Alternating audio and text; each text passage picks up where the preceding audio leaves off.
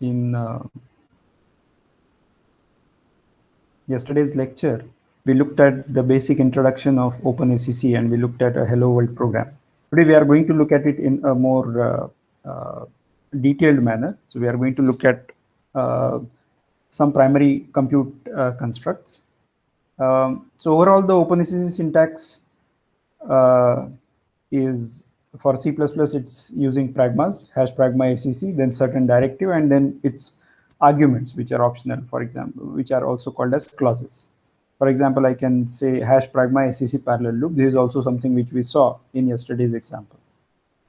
In case of Fortran, it's as a specialized comment, which is using bang $ACC, and then the same set of directives followed by optional clauses. There are several advantages of using OpenACC. The first one is that it allows incremental parallel development. What does that mean?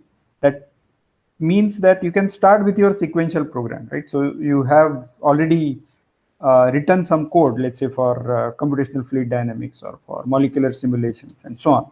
You have that code already available in a sequential manner, right, which is running serially on CPU. You can start with that and modify it step by step to get to the final, very optimized, very parallel, high performing code. This incremental development, which means that you are able to focus on, let's say, one piece of the code at a time and go on parallelizing it. So you have a very large program spread across multiple files. You focus on some of the important parts in that initially and just go on parallelizing those using OpenACC or even OpenMP. Similar concept applies to OpenMP as well as OpenACC. So that is a very advantageous scenario compared to, for example, let's take the example of CUDA, where although it is an extension to C, you have to still code it up separately. You have your serial program, you have to code it up separately in CUDA. In contrast, OpenACC allows you to just write a pragma for the most important loop in your code and just see if that is giving you any advantage, right? So if it is giving advantage, then you try various aspects of improving its performance and so on. Once you are satisfied with that particular for loop, then you go for the next possible for loop, which is the second most important, and so on. I haven't mentioned what is this most important and second most important, etc. But it gets decided by which loop is going to give you the most performance, right? So that is going to be decided by which loop is, when you are running sequentially, is going to be time consuming. So you have to run the program, sequential program, profile your code, right? Profile meaning you identify which parts of the code are going to be the most time consuming, and using that information, then you focus on the most time consuming parts, so that, I mean, naturally, if the most time consuming part is parallelized, you are going to get better performance. So this can be done incrementally. That is one big advantage of OpenMP and OpenACC compared to other kinds of programs. The second advantage that we have is that the code is meant to be portable. This indicates that even if you have different devices, let's say you have multi-core system, you have NVIDIA GPU, you have AMD GPU, you have ARM CPU, you have x86 mic system, and so on. These are different devices, but if you start from the same OpenACC code, you'll be able to compile it for individual targets and run onto those. You may get different performance on different devices, but the same code is going to work. Contrast it again with some of the proprietary codes such as CUDA, which is quite prevalent, but then it is not going to work on other devices other than NVIDIA devices. So therefore, the portability turns out to be an important issue when we are dealing with parallel programs, and that's where standardization is very important. The second sub advantage of this is that it's a single source, which means that I don't have to maintain separate codes, one for the sequential setting, another for multi-core, another for GPU, another for something else. I can have all of that in the single source itself, and the same code is going to work across all the devices. There are small caveats when you go to the extreme case of optimizing for a particular device. At that time, your code might not remain portable. It will work only when the certain characteristics are supported by a particular device. However, by and large, most of the part of the code, except for that extreme case, is going to be portable and can be there in the single code itself. And like what we did using OpenMP, you have the OpenMP program, you can run it sequentially. You just remove -f OpenMP and it will run sequentially. In a similar manner, you just change the target. So there is a command line argument of PGCC using which you can specify different targets. So that is called as -TA. That is the argument, and that equal to, let's say you say Tesla, and that is going to generate code for Tesla GPUs. If you say -TA equal to multi-core, it will run the code for multi-core CPU and so on. So these single source is one of the other sub-advantages of this. One final advantage which is quite prevalent and which you will definitely agree with after having seen OpenMP and the way it gets done is that it is definitely easy to use, right? Easy to program, in the sense that you don't have to worry too much about let's say offloading the computation to a particular device. Imagine that if there are multiple languages which you need to worry about to program on multi-core, another language to program for GPUs, another for computing on the mic architecture and so on. So that is going to be really a problematic thing. So the productivity is going to be much better when we are dealing with OpenACC or any directive-based system for that matter. Right? One part which I missed is that the in case you are using Fortran, for example, you can give this to -TA equal to something to PG Fortran or PGCC, and you can get that working across different devices, in this case on the multi-core system. All right, so this is the basic syntax, and we need to understand how, like we yesterday in the last discussion we had, that there is a execution model, which means that the host starts and then offloads the computation to the GPU and gets the result back and so on. So we'll look at that a little brief, little more detail as part of this execution model. Yeah, so another important aspect, this is not my sentence, this is something which is projected by OpenACC community, is that once you have OpenACC, you can do more science and less programming, right? So that is their goal, and definitely to a good extent, this is definitely achieved using OpenMP, OpenACC kind of languages. Those of you who are aware of CUDA, you will definitely appreciate how much work the compiler has to do to get your code working for parallelism.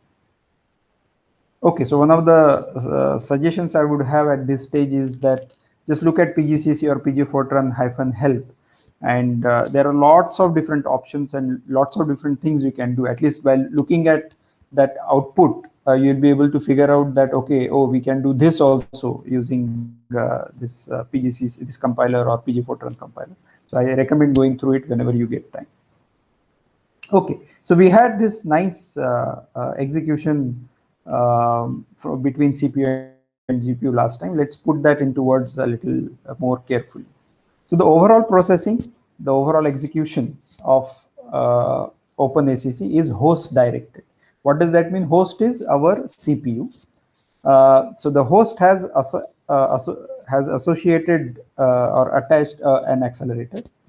Or you can as well run that OpenACC on multiple CPU threads, in which case the first master thread, or not master thread, but the first thread which starts on the host, that is called as the primary host thread, and then there are multiple CPU threads which are running onto the multi-core, which will be called as the accelerator threads.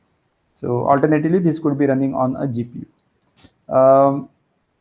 The jobs of the host are that we can allocate memory onto the accelerator, let's say onto the GPU, initiate the data transfer, which means that it is going to start the data transfer across CPU and GPU via the PCI Express bus, send the code to the accelerator. Now, where is this coming from? Well, on CPU, you have this a.out, which is going to get loaded onto the CPU memory. But then there needs to be some code which needs to be running on the GPU. So that code, which is actually part of your a.out, needs to be also transferred to the GPU memory. Who will do that? So that has to be done by the host whenever you call something called as kernel, right? Which means that the code which you want to run on the accelerator. So we need to send that code to the GPU, we meaning the host. We also need to pass certain arguments which we might have for the computing.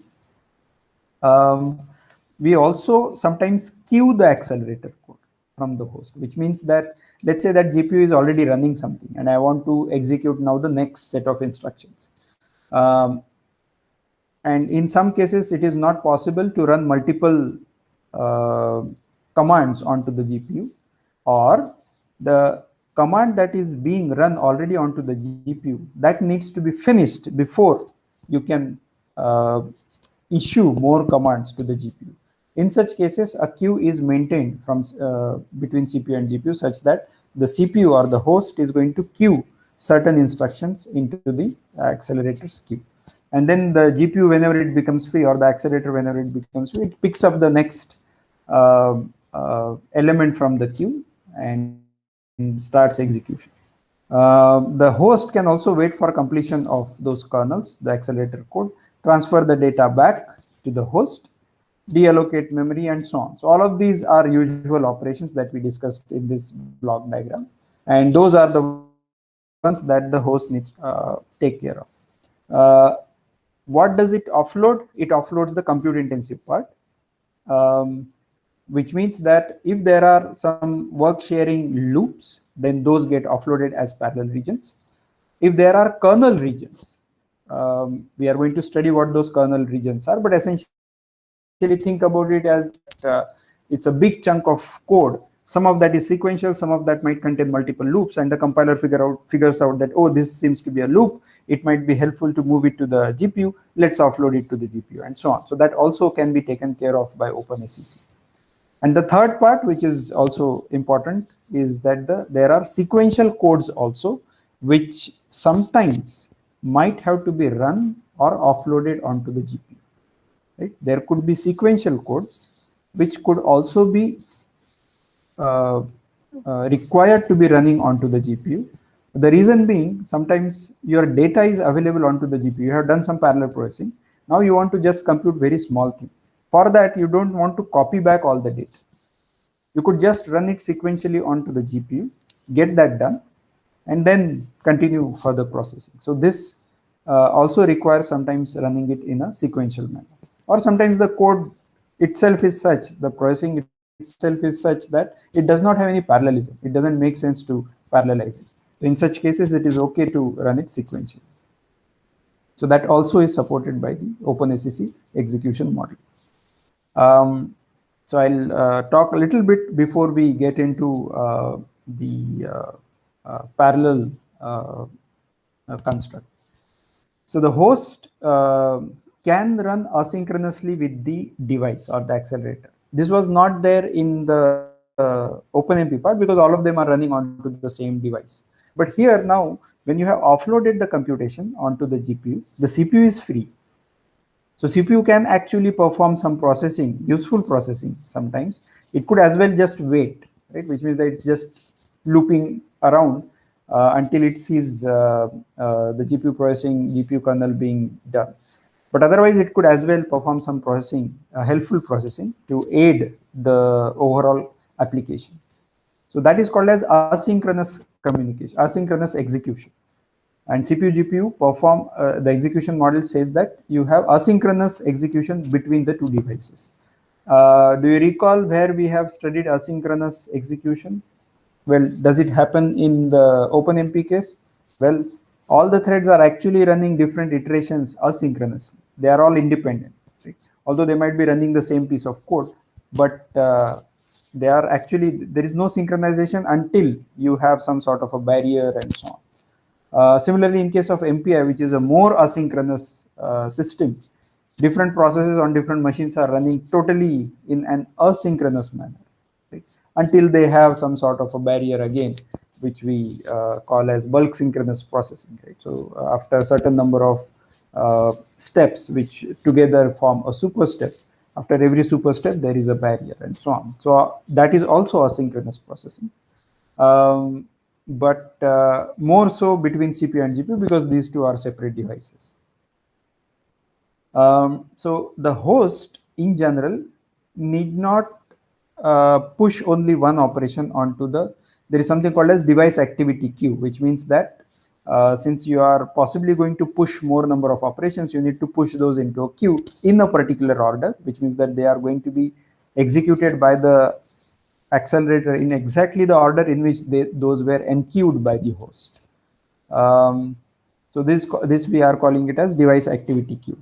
And the CPU might go on pushing this, and that also indicates that CPU is asynchronous. While the GPU is performing some computation, CPU is pushing some operation into the queue, and then it will be taken up sometime by the GPU and so on. It's also possible that there might be more than one queues associated with a particular device, right? So in general, when we are talking about a CPU on the left hand side and GPU, there are activity queues in between, right, which are associated with actually the GPU, but has access to a queue. And as you can see, there are multiple such queues associated with the GPUs. And which one does it pick, the GPU pick? This actually is an interesting aspect that GPUs are capable of performing multiple operations simultaneously onto it. What does that mean? That means that if there are, so let's call it that function which is going to be running on the GPU as kernel, then multiple kernels can execute simultaneously onto the GPU. And the host has to figure out, so if there is some kernel here, sorry,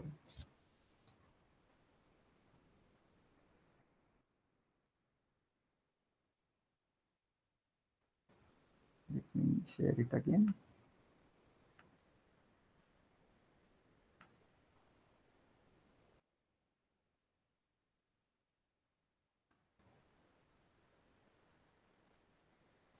Right. So if there is some kernel here and then another kernel here, which the CPU has inserted, then it's possible that both these kernels might be executing simultaneously onto the GPU, and therefore the host has to make sure that these two kernels are independent in that sense. That is, there is no data dependence between the two, which means that the results of one should not be used by the other one. Right? So this is important, and if you have such computations, you can make use of these multiple queues which might be processed in parallel across the GPU. But if there are operations which are interdependent, for example, you perform some initialization of an array, and then you add some element to the array, and then you perform some more processing onto the array, then there is a sequentiality with respect to this array operation. So those should be pushed into the same queue. Right? So that those are, so one queue operations are going to be sequential. Across queues, it is going to be parallel. It could be parallel, depending upon the number of resources available onto the GPU. And the host thread can always query whether the GPU has finished execution. What is the current state? Is it running some kernel and so on? So this querying can happen, and it can also wait for the queue. And as I was mentioning, there could be multiple queues, and multiple queues could be simultaneously active depending upon the number of resources available onto the GPU. When it comes to the overall execution of OpenACC, there are three levels of parallelism onto the GPU. So let me put it this way. There is a monolithic way of talking about it in the context of CPU. All the threads are the same. The reason why you require some different way of organizing these threads is because GPUs are capable of running large number of threads, and large meaning you can as well have tens of thousands of threads running onto the GPU in time multiplex manner, and therefore these cannot be all monolithic or totally independent. These have to be grouped together such that there is some sort of coordination across these threads, right? So the management becomes easy. As an example, if you have a large number of students in the institute, those are better grouped so that the management becomes easy. Right? So in a similar manner, if you have large number of threads, those need to be organized. This organization is done at 3 levels. Um, 3 levels as far as OpenACC is concerned. Right? So there are little more number of levels as I will show on the next slide. The coarsest level is called as a GAN. Right? It's a nice name. I don't know who has coined it, but that's a very nice name. What does that mean? That means that threads are working together as part of some team. Right? Those of you who are aware of CUDA nomenclature, this gang is similar to a thread block. Then there is a worker, which so a gang is going to consist of one or more workers, which is at a slightly finer granularity than the gang. And those of you who know CUDA nomenclature, they can see that the worker is going to be similar to a warp, which is a group of threads which are going to execute in lockstep fashion. Then there is something called as a vector lane or a vector, which is primarily used on the CPU when you have vector instructions supported. So within a thread, you can have certain instructions and those could be executed in a vectorized manner. For example, if there is load happening onto, let's say, 4 different data items, those 4 different data items could be put together such that there is a single load. Or if there is an addition instruction happening, AI plus BI equal to, I mean, C of I equal to AI plus BI, that can be nicely done in a vectorized form because the instructions turn out to be the same, just that the data becomes different. So that is also called a single instruction multiple data. Those of you who are aware of this CUDA nomenclature, please don't get confused between, because I have mentioned vector and SIMD together, and worker I said is related to warp. So please ignore that part. Worker is not, worker is related to warp, and the vector part is primarily applicable in the context of the CPU. All right. So these 3 different levels are going to be very useful for us to optimize the program further. Whatever basic programs we are going to write, those will most probably not use any of these nomenclatures. But as we optimize it, all of this is going to come into play to improve performance. Right? So I'm going to show the overall computation hierarchy of the GPU, and let's see where these terms fit in. So pictorially, I think it is going to be easier for you to understand. So at the lowest level is a thread. It is also called as a vector lane. So that is the lane inside a vector. So it's a single thread, right? So that I'm showing pictorially in the middle, and I'm also showing a typical number of that on the right hand side. So of course thread is going to be only one, so that is what I'm showing here. The next level that we said was worker or a warp, right? And a group of 32 threads forms a warp. So that also I'm showing here. So there is a small confusing part which I'm going to mention now, because we have said that the vector is going to execute instructions in SIMD manner, whereas on the GPU, the warp threads are actually going to execute in the SIMD manner, that is in the lockstep manner. They are always executing the same instruction, but they are operating on different data items. Is it possible that only part of the threads want to execute the same instruction? For example, what if there is if-else condition?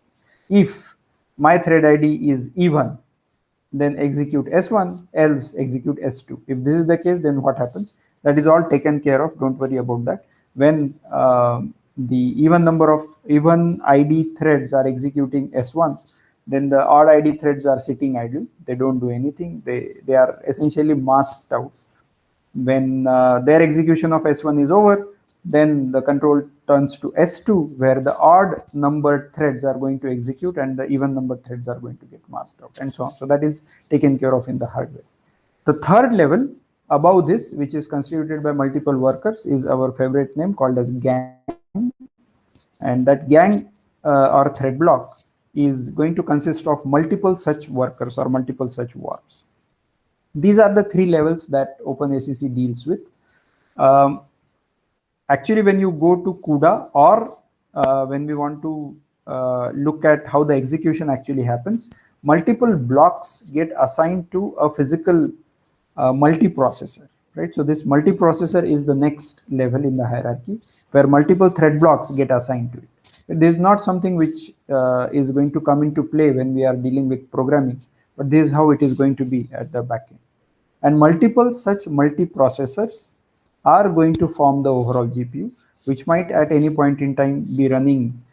I mean, of course, the number of threads at any point in time is going to be decided by the number of cores onto the GPU, which might be a few thousands. But in a time multiplex manner, you can run hundreds of thousands of threads onto the GPU. All right. So once we have this hierarchy in picture, again, the important thing is there are large number of threads, and therefore it's important to categorize them into certain parts.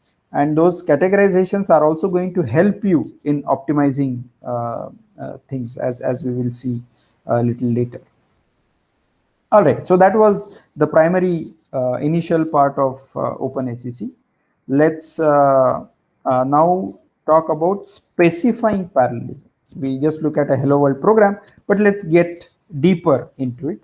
And so we are going to look at pragmas, kernel, and loop as we go along. Okay. So the primary compute constructs, the things that related to computation, right? There are constructs which are related to data also, because we said that the CPU and GPU have separate memories, so data needs to be transferred from one device to another. So as far as computation is concerned, there are these pragmas called parallel, then kernels, serial, and there are more. It's just that these are the most important ones that we are going to encounter, and therefore I have just talked about only these. In the context of Fortran, you can have the compute construct specified in this manner, and so on. So this is our structured block, similar to OpenMP. Right? So let's focus on this parallel part. Right? The way we are going to specify this is just write hash pragma ACC parallel, right? And then opening brace, closing brace, and within that, whatever you write, that is going to be parallel. Right? So that is what we understand. And recall from the OpenMP days that we had hash pragma OMP parallel, and then we have similar construct. And what is the output of such a code for OpenMP? The output is that this is redundantly executed by multiple threads. So as soon as it sees OpenMP OMP parallel, that is going to launch certain number of worker threads, and all of those are going to execute this printer. Right? And therefore we anticipate that on typical machines, this is going to get printed multiple times, depending upon the number of cores, number of threads available onto that machine. What happens on our, let's say, Aqua cluster or any installation that has this PGCC installed? So let's say that on my Aqua machine, I submit a job using a PBS script. The script is already uploaded on Moodle. You should definitely try out. What does it return? It returns some number.hn1. So that hn1 is the host node 1, which from where I have submitted this job, and this becomes a unique ID of the job.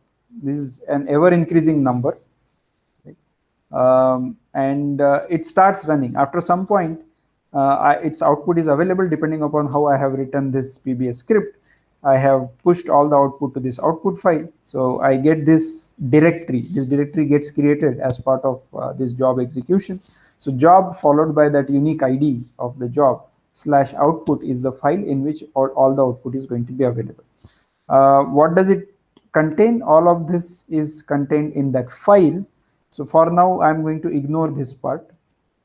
We are going to look at it a little later, but it prints how many times am I printed? Only once.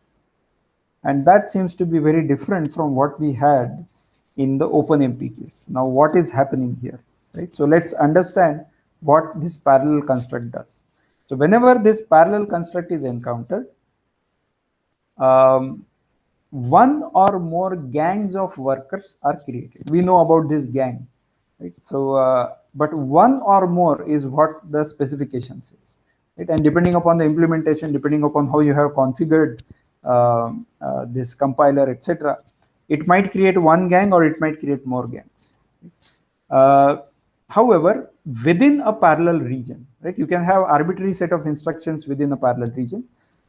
The number of gangs, the number of workers per gang, and the vector lengths per worker, these are the three levels in the hierarchy. These remain fixed within this parallel region. Right? It cannot be changed. Right? So this is a very important point, that all of these numbers are going to remain the same. We'll have to contrast it with what happens later when we are dealing with the kernel section, where you will have the opportunity to change these parameters, the number of gangs, workers per gang, and number of vector lanes per worker, etc. And each of these gangs is going to execute the parallel region. Since we saw only one output, that does mean that we probably had a single gang. Not only that, we had actually one worker per gang and one vector lane per worker, right? So then only there is a possibility that we'll get only one output. Is it possible to change that? Well, there is a way to change that. So we just specify num_gangs of some number, let's say in this case 2, and when I try to compile and run it, well, that does show that I'm getting slightly more deterministic output, right? So this is a small caveat that will come up, especially when we are coming from OpenMP domain. Therefore, I thought that I'll just mention this. Right, so we can now talk about the number of gangs, number of workers, number of vector lanes, etc. All of this is possible to be done and changed. But there is more to parallel than only this. So let's get into that a little bit.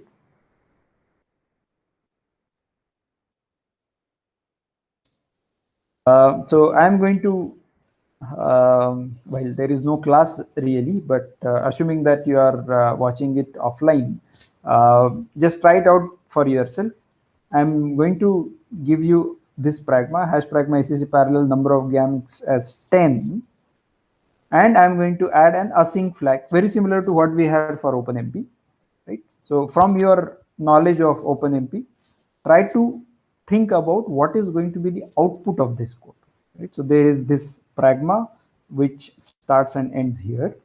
Then I'm going to print something, and then there is another pragma, the ACC parallel with number of gangs equal to 3, and this time I have not specified anything, which is likely to mean that it is going to be synchronous. Now, what is async and what is synchronous, that you have to think about.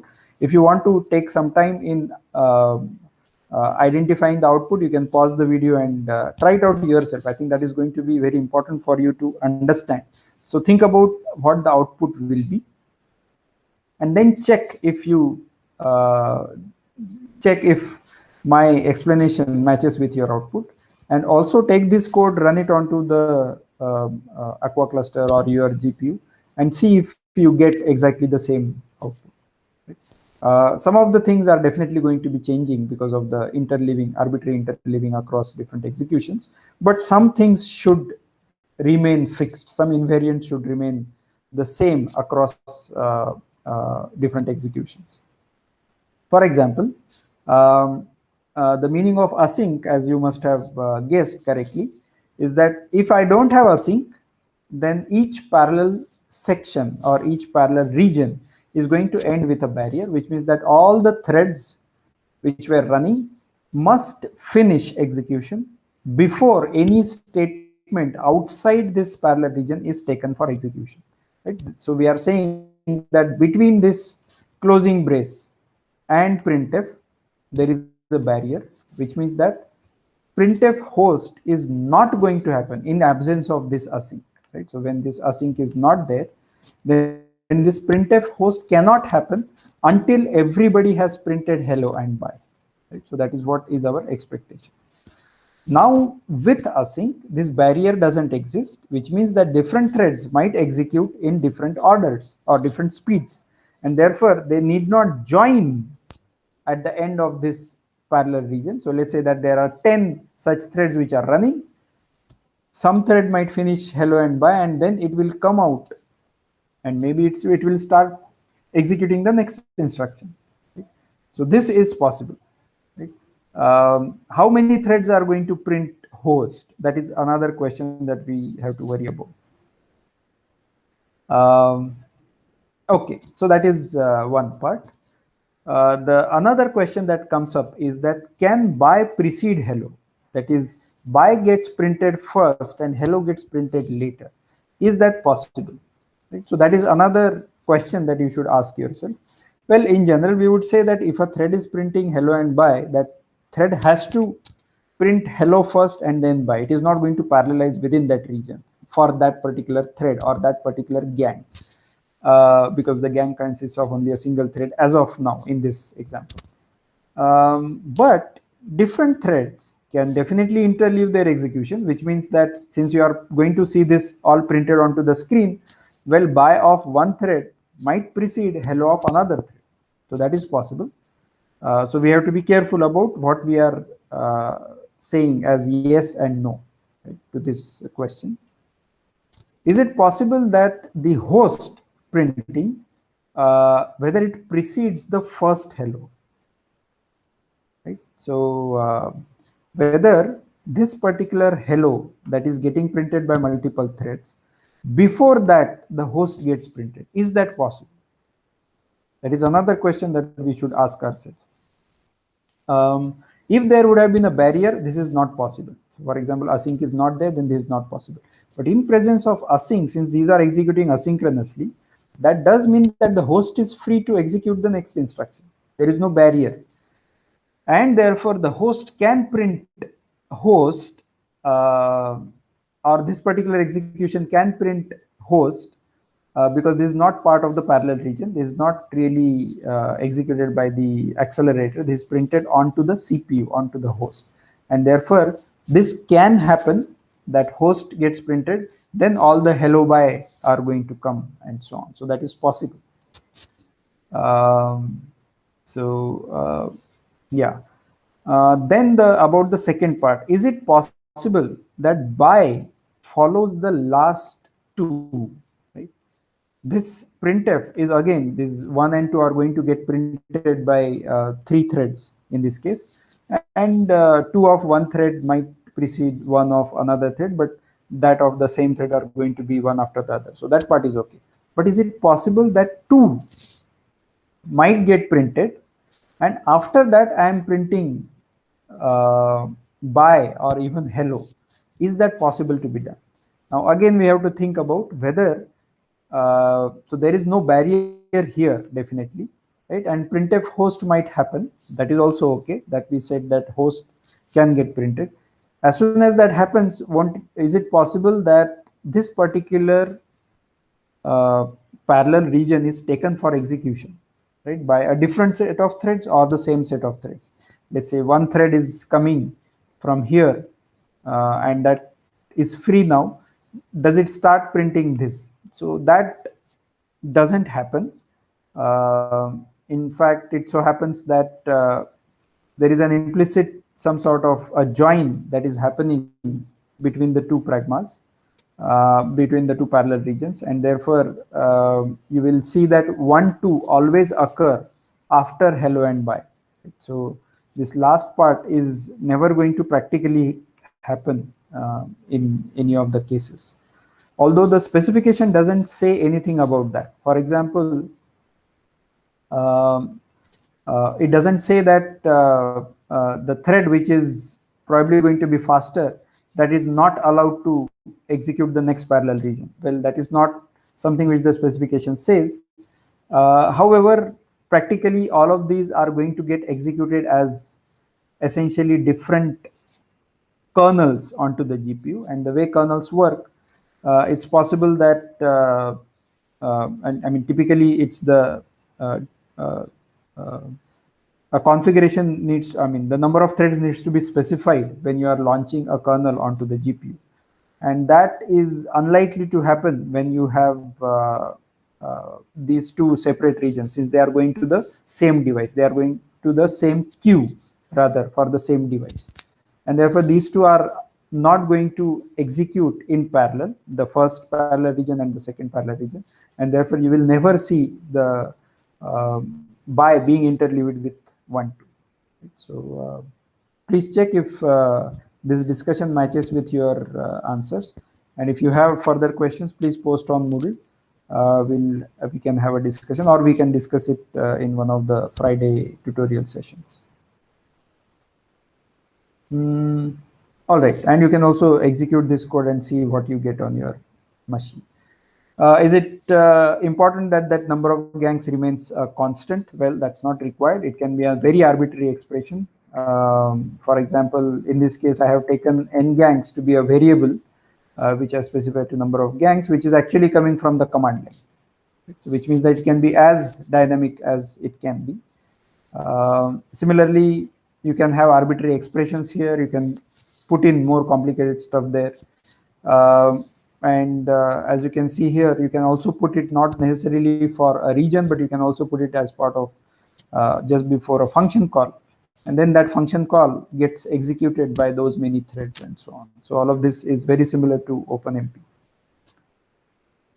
All right. So yeah, by the way, this in this case, the code needs to be run as a.out by giving some command line parameter because you'll be putting it into the PBS script. So just make sure that you have specified the number of parameters. Otherwise, this code is probably not going to work out. It might just segfault because I have not checked the number of arguments and so on. Otherwise, you can add those checks and make sure that it exits gracefully. Okay, a few notes on the parallel construct, which are kind of logical, but it's important that we know. So there is no branching in and out of the parallel region. What does that mean? That means you cannot have a goto, for example, which is going to some label which is outside this parallel region, or you cannot jump to a label inside the parallel region suddenly, right? So that branching is not allowed. There should not be any dependence on the order of evaluation of the clauses. So various clauses that you can specify on the command line of hash, pragma, ACC, parallel, and then there are certain clauses which we specified, right? For example, we said that there is this clause on the previous slide related to, let's say, number of vectors or number of gangs and so on. So all of these should not be ordered in the sense that there are other clauses which we have not discussed. For example, that async clause. It should, I mean, in this case, async and number of gangs are actually totally independent, but there should not be any dependence of that anyway. The compiler and the execution at execution time, it should be possible to reorder these and execute those in any order, right? So the OpenACC semantics say that there should not be any dependence across these various clauses. That can come into play sometimes because of the if clause. For example, I mean, you can specify an if clause as part of that. So execute that parallel region or make that, enable that parallel region only if certain condition is specified. As an example, many times it so happens that for smaller amount of data, if you have, it's best to run it directly onto the CPU. That's what also we discussed in the last lecture. If you have enough amount of data, then you can start running it onto the GPU.